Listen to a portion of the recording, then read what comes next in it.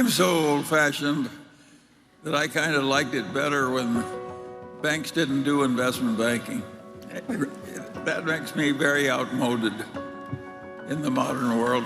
And the country decided it was contrary to public interest for a while, and then the banks wanted to get back into it. Did they ever?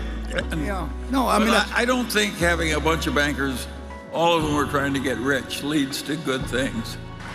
I think a banker should be more like an engineer. He's more like into avoiding trouble than he is getting rich. yeah, and they could do fine. They can do fine that way.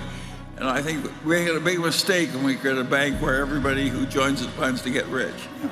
It's a contradiction in values. And we came to that conclusion, I don't know when Glass-Steagall passed or anything, but then they want to get back in. How many of you know, and maybe I'm wrong on this, I haven't looked lately, but the Federal Reserve actually was given the responsibility for setting margin requirements. And they changed margin requirements a lot of times because it was known that people that borrow a lot of money cause a danger to the banking system if you get too many in the picture and all of that sort of thing. And what's happened?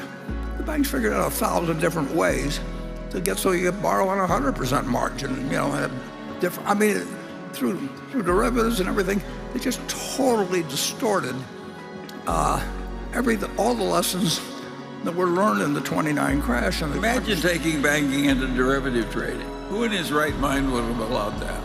Well, there's more money in it. Well, that's why they're in it. Yeah. But it isn't necessarily a great social outcome for the rest of us. That's what those Senate committees decided back in 1931 and 32.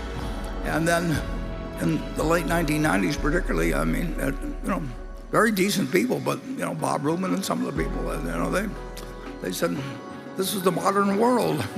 And here's what the modern world has turned out to hand us. And banking can have all kinds of new inventions, but it needs to have old values. And we don't know what's going to happen because a lot of things that could happen out of the present situation. Depositors will not lose money. Stockholders and debt holders of the holding company and all that, they should lose money. And if people borrowed out on commercial real estate and now the loans aren't getting extended, they should leave. It's too bad. I mean, that's part of borrowing on 100% margin, which is what people have been doing in commercial real estate.